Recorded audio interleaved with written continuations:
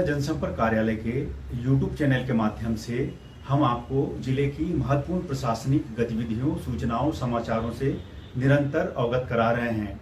अब सूचनाओं समाचारों के साथ साथ कला, संस्कृति, धरोहर से आपको रूबरू कराने के लिए हेरिटेज वॉक सीरीज शुरू की है।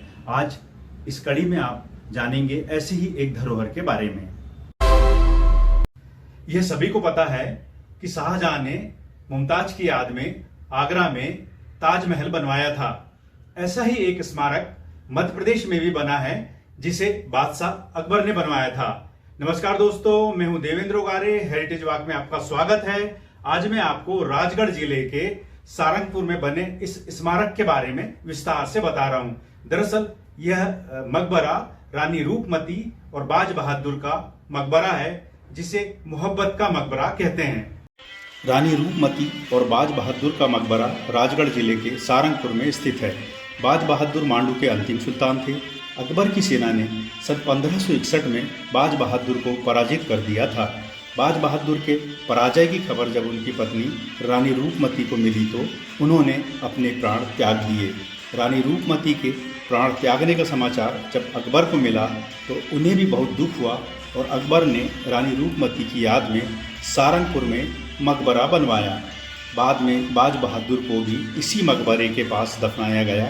रानी रूपमती की कब्र पर शहीद वफा और बाज बहादुर की कब्र पर आसी के सदीक लिखवाया गया है। राजगढ़ जिले का सारंगपुर शेर शाह सूरी के सूबेदार शुजात खान के अधिकार में था।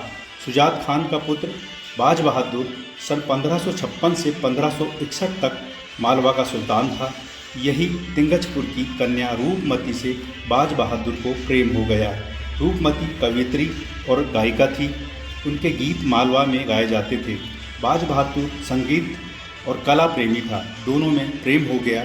मुगल सम्राट अकबर ने बाज बहादुर को पत्र लिखकर रूपमती को दिल्ली भेजने की मांग की।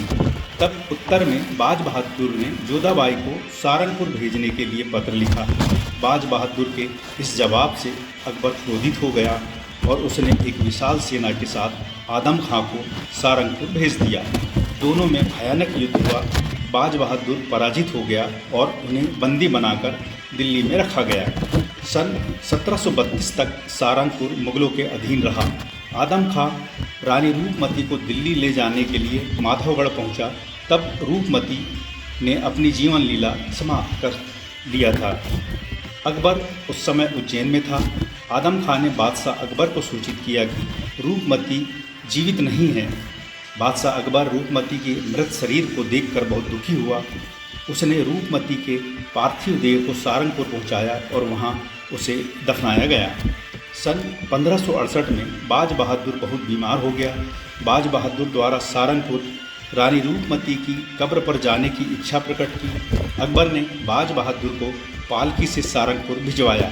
सारंगपुर पहुंचने पर बाज बहादुर रूपमती की कब्र पर सिर रखकर रोने लगा और वहीं उसने अपने प्राण त्याग दिए।